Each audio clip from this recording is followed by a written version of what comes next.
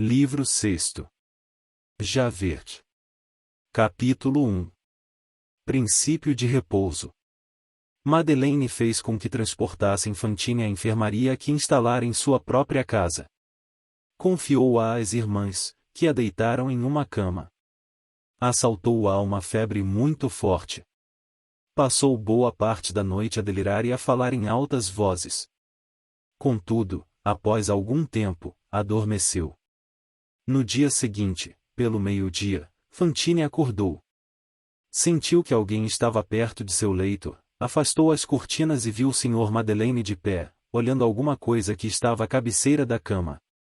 Sua expressão suplicante era cheia de piedade e angústia.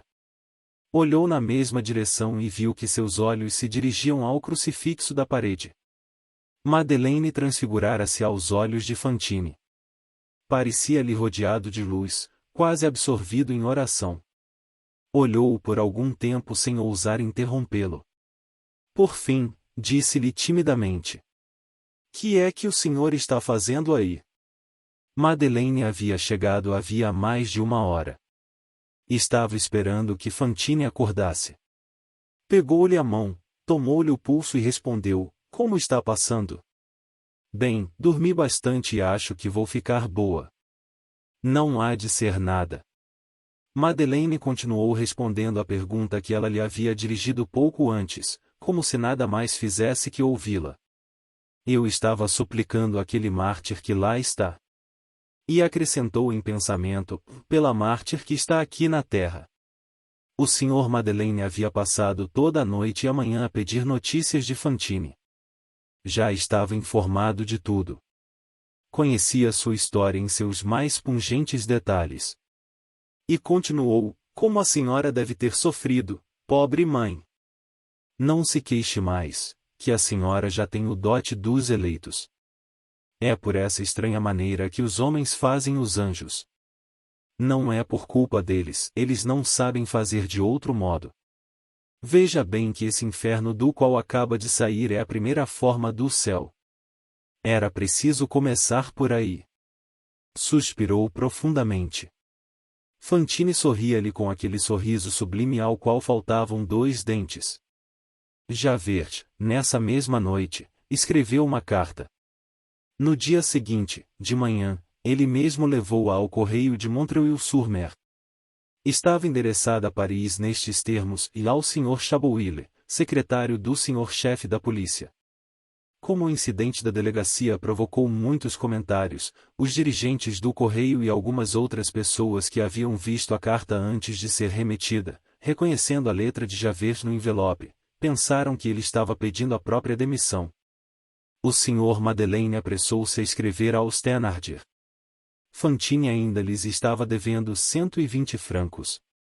Remeteu-lhes 300 francos para que, por sua vez, mandassem imediatamente a criança para Montreuil-sur-Mer, pois sua mãe, doente, queria muito vê-la. Isso deixou Thénardier espantadíssimo. "Diabo!" disse a mulher. "Não vamos mandar a criança, não. Eis que a cotovia se transforma em vaca leiteira. Já estou adivinhando. Algum bobo se apaixonou pela mãe." Respondeu, então, enviando a Madeleine uma conta de 500 e tantos francos muito bem arranjada. Nela figuravam, superiores a 300 francos, 2 notas incontestáveis, uma do médico e a outra do boticário que havia cuidado e medicado, em 2 longas doenças, Eponine e Azelma. Cosette, como já dissemos anteriormente, não havia ficado doente. O único trabalho que teve foi substituir os nomes. Thénardier escreveu no fim do bilhete: "Recebidos por conta 300 francos." O Sr. Madeleine imediatamente lhe enviou mais 300 francos e escreveu: "E mandem Cosette o mais depressa possível." "Cristo!" disse Thénardier. "Agora é que não vamos soltar essa menina." Fantine, porém, não melhorava. Continuava doente na enfermaria. As irmãs, a princípio, receberam e cuidaram daquela rameira com visível repugnância. Quem já viu os baixos relevos de rãs deve lembrar-se do ar de desprezo das virgens sábias ao olhar para as virgens imprudentes. Esse antigo desprezo das vestais para com as hetairas é um dos mais profundos instintos da dignidade feminina. As irmãs sentiam-no duplamente pela influência da religião. Mas, em poucos dias, Fantine conseguiu desarmá-las. Suas palavras eram humildes e suaves, como era a mãe, sabia enternecer. Um dia, as irmãs ouviram-na dizer em seu delírio: fui uma pecadora, mas, quando tiver novamente a meu lado a minha filha, será sinal de que Deus me perdoou. Enquanto eu andava em tão má vida, não queria que a minha Cosette viesse morar comigo, eu não poderia suportar seus olhos tristes e espantados. Por sua causa é que me perdi, por isso Deus haverá de me perdoar. Terei certeza das bênçãos de Deus quando Cosette estiver aqui. Só olhá-la e vê-la tão inocente me fará grande bem. Ela não sabe nada do que aconteceu. É um anjo, irmãs, podem crer. Naquela idade as asas ainda não estão perdidas. Madeleine ia vê-la 2 vezes por dia e cada vez ela lhe perguntava: quando chega minha Cosette? Ele lhe respondia: talvez amanhã de manhã. De uma hora para outra poderá estar aqui, estou esperando. Então o rosto pálido daquela mãe resplandecia. Oh! Dizia. Como vou ser feliz! Dissemos mais acima que Fantine não melhorava. Pelo contrário, seu estado parecia agravar-se de semana para semana. Aquele punhado de neve, lançado diretamente sobre a pele nua, entre as 2 omoplatas, havia-lhe causado a súbita supressão da transpiração e, em seguida, a doença, que havia anos progredia ocultamente, declarou-se com toda a violência. Por essa época começaram a usar para estudo e tratamento das doenças do peito as úteis indicações de Laennec. O médico auscultou Fantine e balançou a cabeça. Madeleine lhe disse: então? Ela não tem uma filhinha que deseja muito ver? Disse o médico.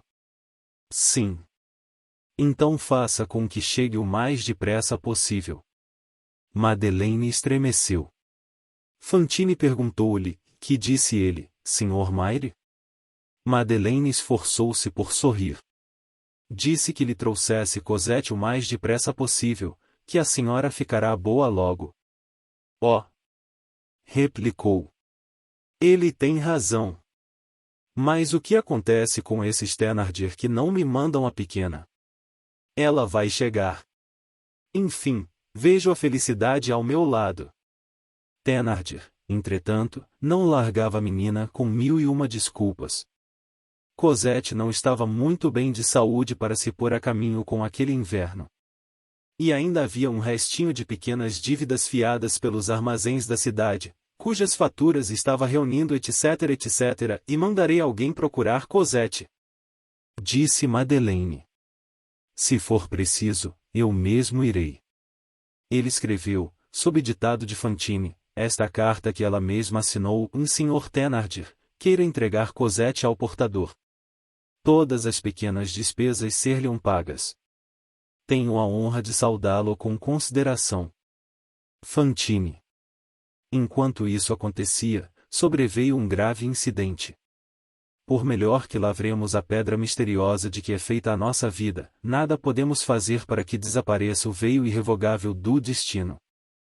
Capítulo 2. De como Jean pôde transformar-se em Champ. Certa manhã, o Sr. Madeleine estava no seu escritório, ocupado em pôr antecipadamente em ordem alguns problemas do município, caso decidisse ir até Montfermeil, quando lhe vieram dizer que o inspetor de polícia, Javert, lhe queria falar. Ouvindo pronunciar esse nome, Madeleine não pôde deixar de demonstrar desagrado. Depois do que acontecerá na delegacia, Javert mais do que nunca evitar encontrar-se com o Mayre, e Madeleine não o tornará a ver mais. Mande-o entrar, disse. Javert entrou. Madeleine continuou sentado ao lado da lareira, com a pena na mão, atento a alguns papéis que estava folheando e anotando e que continham processos verbais de contravenções da inspeção de higiene pública. Não se perturbou absolutamente com a chegada de Javert. Como não lhe era possível esquecer-se do caso da pobre Fantine, convinha que se mostrasse glacial. Javert saudou respeitosamente o Sr. Mayre, mas este continuava de costas, sem voltar-se para ele, continuando a escrever em seus papéis. Javert deu 2 ou 3 passos pela sala sem dizer coisa alguma. Qualquer fisionomista que estivesse acostumado com a natureza de Javert, ou tivesse estudado longamente aquele selvagem a serviço da civilização, aquele composto bizarro de romano e espartano, de monge e soldado, espião incapaz de uma mentira, esbirro ainda virgem, o fisionomista que estivesse informado de sua secreta e antiga aversão pelo Sr. Madeleine ou da disputa provocada pelo caso de Fantine, e que tivesse observado Javert naquele momento, teria dito sem dúvida, o que teria acontecido. Era coisa evidente para quem tivesse conhecido sua consciência irrepreensível, clara, sincera, proba, austera e feroz, que Javert acabava de sofrer alguma grande comoção. Javert não podia ter alguma coisa na alma que logo se não lhe refletisse no olhar. Era, como as pessoas de temperamento irascível, sujeito a mudanças bruscas. Jamais sua fisionomia estivera tão inesperadamente estranha.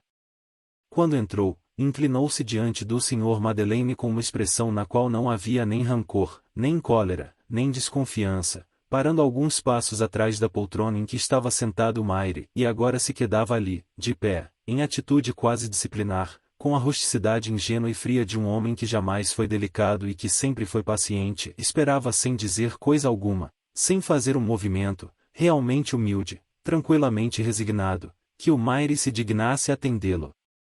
Calmo, sério, com o chapéu na mão, olhos baixos, uma expressão que estava entre a do soldado diante do oficial e a do culpado diante do juiz.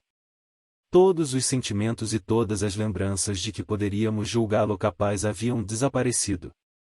Sobre seu rosto nada havia que denotasse os seus sentimentos, impenetrável e simples como o granito, ou uma tristeza indiferente. Toda a sua pessoa denotava reverência e firmeza, e não sei que corajoso abatimento. Enfim, Madeleine largou a caneta e voltou-se um pouco para Javert. Então, que há de novo, Javert? Javert permaneceu por um instante em silêncio, como se meditasse sobre alguma coisa, depois, levantou a voz com uma espécie de solenidade triste sem deixar de ser humilde.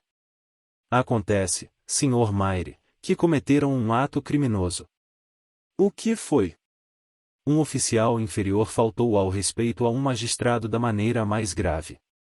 Venho, como é de meu dever, trazer o caso ao seu conhecimento. Quem é esse oficial?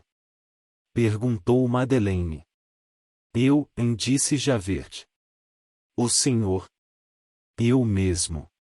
E quem é esse magistrado que tem algo a reclamar desse oficial? O senhor. Madeleine endireitou-se na poltrona. Javert continuou com ar severo e os olhos sempre baixos, e Sr. Mayre, vim aqui para pedir-lhe que convença as autoridades competentes a me destituírem do cargo que ocupo. Madeleine, admirado, já ia responder quando Javert o interrompeu. O senhor talvez vá dizer-me que eu deveria ter apresentado a minha demissão, mas isso não me é suficiente. Pedir demissão é uma honra. Errei e devo ser punido. É preciso que eu seja expulso. E, depois de uma pausa, acrescentou o Sr. Mayre, no outro dia o senhor foi injustamente severo comigo. Hoje eu quero que o senhor o seja com toda a justiça. Ah! É isso? Exclamou Madeleine. Mas que embrulhada é essa? O que quer dizer com tudo isso? Onde foi que o senhor fez alguma ação culpável pela qual o deva punir? O que é que o senhor me fez? Em que foi que o senhor me ofendeu? O senhor está se acusando, quer ser substituído, expulso, e disse Javert. Seja, expulso. Está muito bem, mas não compreendo absolutamente nada. Mas vai compreender, Sr. Mayre. Javert respirou profundamente e continuou, sempre triste e insensível. Sr. Mayre, há 6 semanas, logo após o que aconteceu por causa daquela mulher, fiquei furioso e o denunciei. Denunciou. A chefia de polícia de Paris. O Sr. Madeleine, que não costumava rir-se muito mais que Javert, deu uma gargalhada, por ter, como Maire, invadido as atribuições da polícia. Não. Denunciei-o como antigo condenado às galés. Madeleine empalideceu. Javert, que ainda não havia levantado os olhos, continuou, e eu assim acreditava.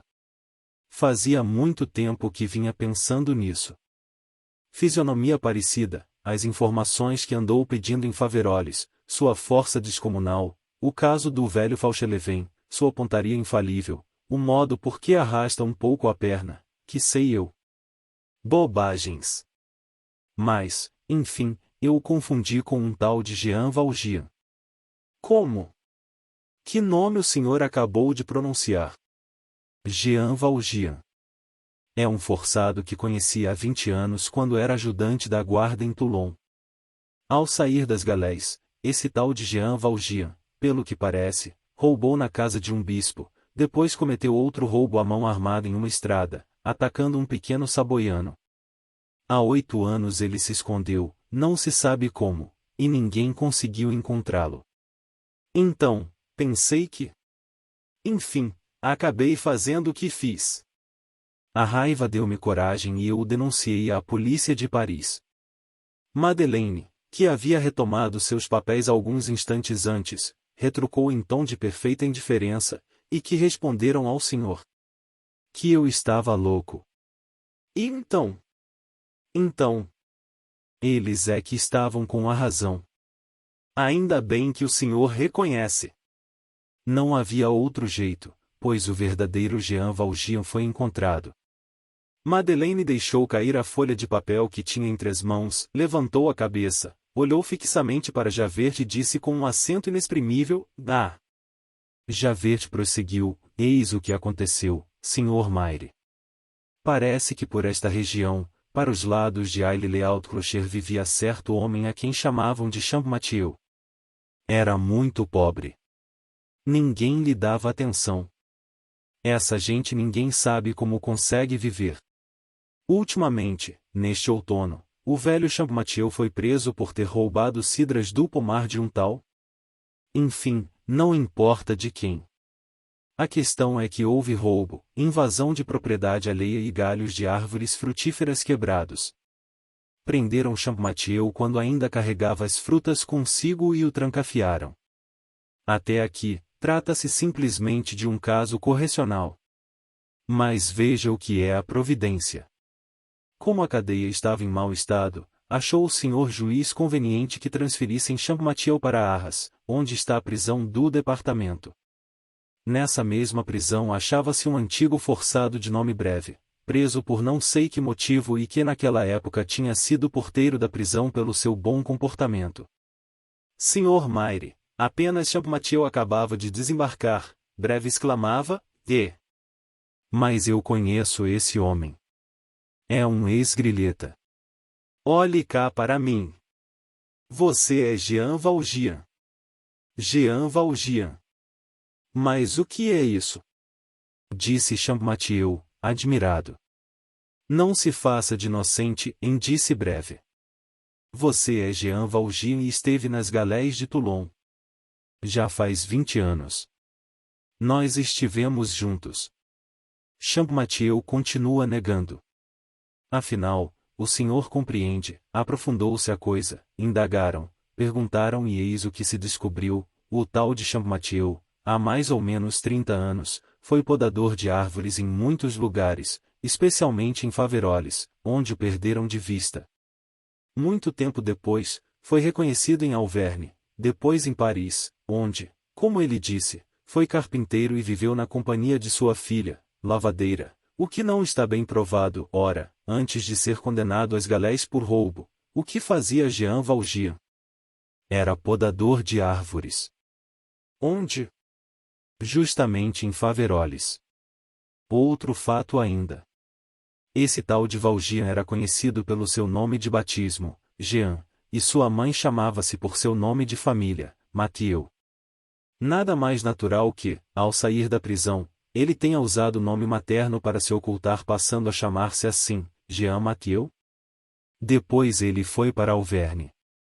De Jean a pronúncia da região fez Chan, portanto, Chan Mathieu. Nosso personagem não se importa e ei-lo transformado em Chan Mathieu. O senhor está me seguindo, não é? Perguntam em Faverolles. A família de Jean Valjean não mora mais lá. Ninguém sabe onde esteja. Como o senhor deve saber, entre essa gente, é muito comum desaparecerem famílias inteiras. Procuram, mas não encontram o mínimo sinal delas. Gente dessa espécie, quando não é lama, é poeira. E depois, como o começo de toda essa história data de mais de 30 anos, já não existe ninguém em Faverolles que tenha conhecido Jean Valjean. Pediram informações em Toulon. Além de Breve, só havia 2 forçados que o conheceram pessoalmente. São eles Cochepaille e Chenildieu, condenados à prisão perpétua. Fazem com que eles venham das galés para ver se o reconhecem no tal Champmathieu. Não hesitam um instante. Como Breve, não tem dúvidas em identificá-lo como sendo Jean Valjean. Mesma idade, 54 anos, mesma altura, mesmo aspecto, o mesmo homem, enfim. É ele. Enquanto isso acontecia, mandei minha denúncia à polícia de Paris. Respondei-me que eu havia perdido o juízo e que Jean Valjean está em arras em poder da justiça. O senhor pode imaginar como isso me espantou quando eu já tinha plena certeza de ter Jean Valjean em minhas mãos. Escrevi imediatamente ao juiz, ordenou-me que eu fosse a Arras e me apresentaram Champmathieu, e agora? Interrompeu Madeleine. Javert respondeu com sua expressão incorruptível e triste, e Sr. Maire, a verdade é a verdade. Tenho de me envergonhar, mas Jean Valjean é Champmathieu. Também eu o reconheci. Madeleine replicou com voz sumida, está bem certo disso? Javert pôs-se a rir, com esse riso doloroso provocado pela sua profunda convicção, ora. Sem dúvida alguma. Ficou por algum tempo pensativo, revolvendo maquinalmente o pó branco que servia de mata-borrão, e acrescentou, e agora que vi o verdadeiro Jean Valjean, não sei como fui pensar o que pensei. Peço-lhe perdão, Sr. Maire. Ao dirigir essas palavras suplicantes e graves àquele que, mais ou menos 6 semanas antes, o havia humilhado em plena delegacia, dizendo-lhe bruscamente, e saia. Javert, sem que o percebesse, estava cheio de simplicidade e dignidade. O Sr. Madeleine não respondeu ao seu pedido senão perguntando-lhe bruscamente, e que diz esse Champmathieu? Ah! Sr. Maire, o caso é grave. Se é Jean Valjean, está reincidindo em falta. Pular um muro, quebrar ramos de árvores, roubar cidras, isso para uma criança é simples peraltice, para um homem é falta, para um forçado é crime. E ele escalou um muro e roubou. Já não é caso de simples justiça correcional, mas de verdadeiro julgamento. Não se trata de alguns dias de prisão, mas de condenação perpétua aos trabalhos forçados. E depois, há ainda o caso do pequeno Saboiano que, eu espero, também será citado. Diabos! Há muita coisa em jogo, não é verdade? Sim, não fosse o criminoso um Jean Valjean. Mas Jean Valjean é um sonso. Por isso é que o reconheci. Qualquer outro se sentiria perdido, agitado, gritaria como a chaleira que chia em cima do fogo, nem haveria de querer ser Jean Valjean e caetera. Ele nem parece compreender o que está acontecendo e diz, sou Champmathieu e não saio daqui. Tem ar de quem está espantado e se faz de imbecil. Tanto melhor. Ora! O tal é esperto, mas não adianta nada porque as provas lá estão. Já foi reconhecido por 4 pessoas e será condenado. Foi levado ao tribunal de Arras. Também fui chamado e lá estarei como testemunha. Madeleine sentara-se novamente à escrivaninha, retomara os papéis, folheando-os tranquilamente, ora lendo, ora escrevendo como um homem muito ocupado. Voltou-se para Javert. Basta, Javert. Na verdade, todos esses detalhes me interessam pouco. Estamos perdendo tempo e temos negócios urgentes para resolver. Javert, o senhor me fará o favor de ir imediatamente à casa de Debussy-Alpied, aquela que vende ervas, lá embaixo na esquina da rua Saint-Salve. Diga-lhe que apresente queixa contra o carroceiro Pedro Chesnelon. Esse homem é um estúpido, quase atropelou a pobre mulher e sua filhinha. É preciso que seja punido.